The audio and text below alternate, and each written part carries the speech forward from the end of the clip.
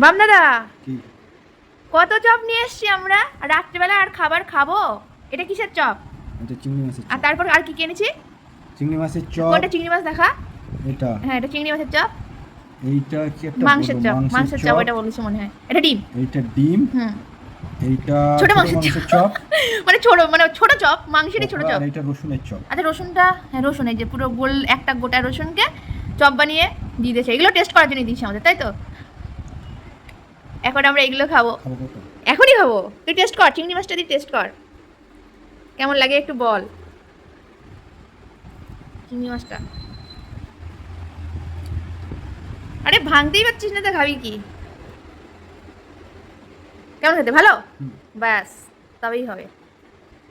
এর আমি একটু টেস্ট করি, চিংড়ি মাছটাই টেস্ট করি আমি, বল।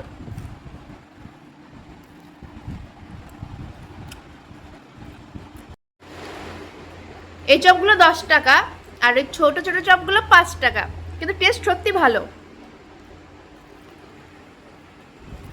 দিয়ে দিলাম পেঁয়াজ।